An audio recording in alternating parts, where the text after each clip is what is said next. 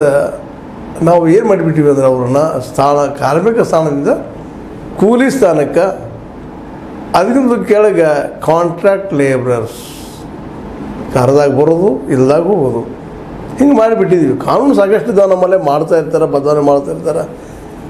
ಕಾನೂನದಲ್ಲಿಯೂ ಸಹ 9 ತಾಸು 10 ತಾಸು ಲೇಬರ್ಗಳಿಗೆ ದುಡಿಸಬೇಕು ಅನ್ನೋಂಥದ್ದು ಬರಲಿಕ್ಕತ್ತದ. ಇವತ್ತೇನಿದ್ರು ಕಾರ್ಪೊರೇಟ್ ಪರವಾಗಿ ಬಂಡವಾಳಶಾಹಿಗಳ ಪರವಾಗಿ ಕಾನೂನುಗಳು ಬರ್ತಾ ಇದ್ದಾವೆ. ಅದು ಕೇಳಿದ ತಕ್ಷಣ ಇಲ್ಲರಿ ಕಾರ್ಮಿಕ ದುಡಿದಿಲ್ಲ, ಏನು ಮಾಡ್ಲಿಕ್ಕೆ ಸಾಧ್ಯದ, ಹೆಚ್ಚು ಪಗಾರ ಕೇಳ್ತಾರೆ, ಕಡಿಮೆ ದುಡಿಮೆ ಕೇಳ್ತಾರೆ, ಇದು ಹೆಂಗೆ ಸಾಧ್ಯದ್ರಿ ಕೊಡಲಿಕ್ಕೆ, ಲಾಭ ಆಗೋದಿಲ್ಲ ನಮಗೆ. ಹಾಗೆ ಈಗ 100 ಕಾರಣ ಹೇಳ್ತಾರೆ. ಮತ್ತು ಕಾರ್ಮಿಕರಿಗೆ ಏನಪ್ಪ ಅಂದರೆ ಈಗ ನಾವು ಕೊಡ್ತಾ ಇರೋದು ಬಹಳಷ್ಟು ಅದ, ಇದಕ್ಕೆ ಹೆಚ್ಚು ಕೊಡಲಿಕ್ಕೆ ಸಾಧ್ಯ ಇಲ್ಲ, ಲಾಭ ಆಗೋದಿಲ್ಲ, ಏನೇನೋ ಕಾರಣಗಳು. ಅದರ ಒಂದು ಕಾಲಕ್ಕೆ ಈ USSR ಇವತ್ತಿನ ಯುವ ಪೀಳಿಗೆ ಆ ಹೆಸರು ಮರ್ತದೆ.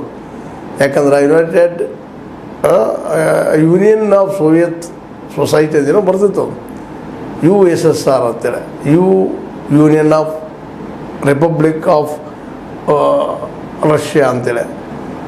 ಈ ಒಂದು USSR ಅನ್ನುವಂಥದ್ದು ಇವತ್ತು ಗಾಯಬಾಗಿ ಇವತ್ತು ಕೇವಲ ರಷ್ಯಾ ಅಷ್ಟೇ ಉಳಿದದ. ಅದು ಈ ಜಗತ್ತಿಗೆ ಏನಪ್ಪ ಅಂತಂದ್ರೆ ಕಾರ್ಮಿಕರದ ದೇಶ ಅಂಥೇಳಿ ಒಂದು ಸಂದೇಶ ಕೊಡುವಂಥದ್ದು. ಮಾರ್ಕ್ಸನ ವಿಚಾರಗಳನ್ನು, ಮಾರ್ಕ್ಸ್ ಅವರು ಹೇಳಿದಂಥ ಸಿದ್ಧಾಂತವನ್ನು ಅಲ್ಲಿ ಅನುಷ್ಠಾನಗೊಳಿಸೋಕ್ಕೆ ಪ್ರಯತ್ನ ಮಾಡಿದರು. ಅದು ದುರಂತ ಏನಪ್ಪ ಅಂತಂದ್ರೆ ಆ ದೇಶ ಅಲ್ಲೇ ಡೆಮೋಕ್ರಸಿ ಇಲ್ಲದ್ರಿಂದಾಗೆ ಅಲ್ಲಿಯ ಸರ್ವಾಧಿಕಾರಿಗಳಿಂದಾಗಿ ಏನಾಗಿಬಿಡ್ತಪ್ಪ ಅಂತಂದ್ರೆ ಅದು ಹೆಚ್ಚಿಗೆ ಸತ್ತು ಹೋಗಿಬಿಡ್ತು ಅಂತ. ಇವತ್ತಲ್ಲಿ ಕಮ್ಯುನಿಸಮ್ ಹೆಸರಿಗೆ ಅಷ್ಟೇ ಇದೆ, ಆದರೆ ಅದು ಇವತ್ತು ಉಳಿದಿಲ್ಲ.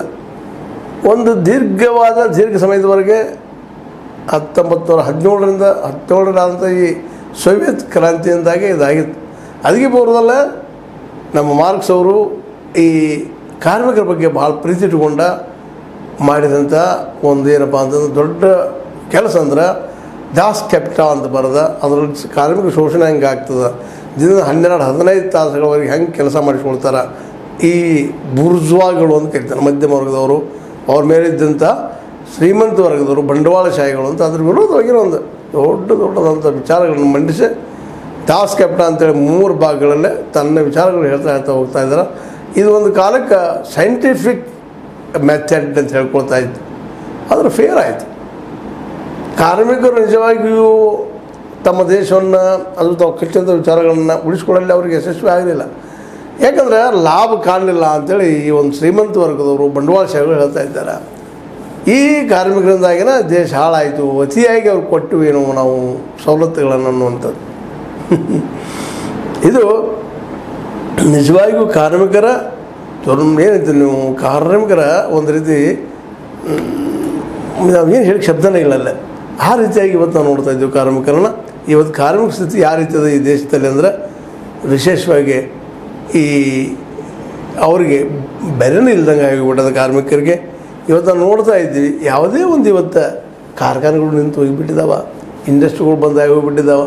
ಎಲ್ಲರೂ ಇವತ್ತು ಕಂಪ್ಯೂಟರೈಸ್ಡ್ ಮಾಡಿ ಆಧುನಿಕತೆಯ ನೆಲೆಗಟ್ಟಿನಲ್ಲಿ ಇವತ್ತು ಕೆಲಸ ನಡೆದಾಗ ಎಷ್ಟೋ ಫ್ಯಾಕ್ಟ್ರಿಗಳು, ಎಷ್ಟೋ ಏನಪ್ಪ ಅಂತಂದ್ರೆ ಕಾರ್ಖಾನೆಗಳ ಜೊತೆಗೆ PSUಗಳಿದ್ದು PSUಗಳು ಸಹಿತ ಬಂದಾಗ್ತಾ ಪ್ರೈವೇಟ್ದವ್ರ ಕೈ ಸಿಕ್ಕು. PSU ಅಂದರೆ ನಿಮ್ಗೆ ಗೊತ್ತಿದೆ, ಸಾಕೆಟ್ಸ್ ನಾವು ರೆಫರ್ ಮಾಡ್ತಾ ಇರ್ತಾನೋ, ಪಬ್ಲಿಕ್ ಅದು ಸಾರ್ವಜನಿಕ ರಂಗದ ಉದ್ಯಮಿಗಳು ಅವೆಲ್ಲ ಬಂದಾಗ್ತಾ ಹೋಗಿ ಇಲ್ಲ ಅಲ್ಲಿ ಕೆಲಸ ಮಾಡೋದಿಲ್ಲ, ಲಾಸ್ ತೋರಿಸ ಅದನ್ನೆಲ್ಲ ಮಣ್ಣು ಕೊಟ್ಬಿಟ್ರಿ ನಮ್ಮ ಅಧಿಕಾರಶಾಹಿ ವರ್ಗ ಮತ್ತು ಈ ರಾಜಕೀಯ ವರ್ಗ.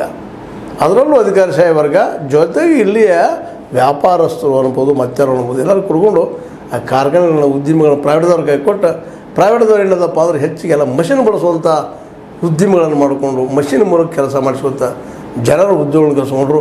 ಯಾಕಂದರೆ ಜನರಿಗೆ ಉದ್ಯೋಗ ಕೊಟ್ಟಿದ್ದಪ್ಪ ಇವರು ಕಾರ್ಮಿಕರನ್ನ ಒಬ್ಬ ರಿಜಿಸ್ಟರ್ಡ್ ಆಗಿ ನಾವು ತೊಗೊಂಡ್ವಿ ಅಂತಂದ್ರೆ ನಾವು ಅನಗತ್ಯವಾಗಿ ಏನಾಗಿಬಿಡ್ತದಪ್ಪ ಅಂತಂದ್ರೆ ಅವ್ರಿಗೆ ಬೇಡಂಥ ಎಲ್ಲ ಬೇಡಿಕೆಗಳನ್ನ ಕೊಡಬೇಕಾಗ್ತದೆ, ಲೀವ್ಗಳನ್ನ ಕೊಡಬೇಕಾಗ್ತದೆ, ದುಡಿದು ಕಡಿಮೆ, ಮಾತಾಡೋದು ಭಾಳ ಆಗ್ತದೆ, ಯೂನಿಯನ್ಗಳಾಗ್ತವೆ, ನಮ್ಮನ್ನು ಬಂದು ಸದಾ ಕಾಡ್ತಾರೆ, ಡೆವಲಪ್ಮೆಂಟ್ ಆಗೋದಿಲ್ಲ. ಹಾಗೆ ಹೀಗೆ 108. ಯಾಕಂದ್ರೆ ಈ ಬಂಡವಾಳಶಾಹಿ ವರ್ಗನ್ರಿ, ಆಡಳಿತಶಾಹಿ ವರ್ಗನ್ರಿ, ಅಧಿಕಾರಶಾಹಿ ವರ್ಗನ್ರಿ ಭಾಳ ಬುದ್ಧಿವಂತ ವರ್ಗರಿ. ತಮಗೆ ಬೇಕಾದಂಗೆ ಸತ್ಯವನ್ನು ತಿರುಚುವಂಥ ಒಂದು ಕಲೆಯಲ್ಲಿ ಪ್ರವೀಣರವರು. ಇದು ಇವತ್ತಿನ ಎಲ್ಲ ಸ್ವರಗಳಿಗೆ ಕಾರ್ಮಿಕರ ಕಾರಣಪ್ಪ ಅನ್ನುವಂಥ ಒಂದು ಸ್ಥಿತಿಗೆ ತಂದು ನಿಲ್ಲಿಸ್ಬಿಟ್ಟಿದ್ದಾರೆ ಇವತ್ತು. ಹೀಗಾಗಿ ಯಾರೋ ಅದು ಏನು ಮಾಡಲಿಕ್ಕೆ ಹೊರಟ್ರೆ ಮೊದಲ ಕಾರ್ಮಿಕರದ್ದು ಹೆಂಗಿರಪ್ಪ ಏನು ಸಮಸ್ಯೆ ಹೆಂಗಂದಾಗ ಅವ್ರು ಪರ್ಮನೆಂಟ್ ತೊಗೊಳಂಗಿಲ್ಲ ರೀ. ಈಗ 10 ಜನರು ತೊಗೊಂಡ್ರೆ 11 ಜನರು ತೊಗೊಂಡ್ರೆ ಒಂದು ನಾವು ಪರ್ಮನೆಂಟ್ ಮಾಡಬೇಕಾಗ್ತದೆ. ಹಾಗೆ ಈ ಕಾನೂನುಗಳು ಸಹಿತ ಬದಲಾಗಿದ್ದವ್ರು ಸಾಕಷ್ಟು. ಮೊದಲು 8 ತಾಸು ಇತ್ತು, ಈಗ ಎಲ್ಲಿ 8 ತಾಸು ದುಡಿಸ್ಕೊಂಡು ಅವ್ರಿಗೆ ಪಗಾರ ಕೊಡ್ತಾರೆ ರೀ ಯಾರು? 9, 10, 12 ತಾಸು ತನಕ ಹೋಗ್ಲಿಕ್ಕೆ ಕಾರ್ಮಿಕರ ಬಾಳೆ. ಬೆಳಗ್ಗೆ 6ಕ್ಕೆ ಹೋದ್ರೆ ಸಂಜೆ 6ಕ್ಕೆ ಬರೋದು, ಸಂಜೆ 6ಕ್ಕೆ ಹೋದ್ರೆ ಬೆಳಗ್ಗೆ 6ಕ್ಕೆ ಬರೋದು. ಅದನ್ನ ಯಾರು ಕೇಳೋರಿಲ್ಲ, ಹೇಳೋರಿಲ್ಲ.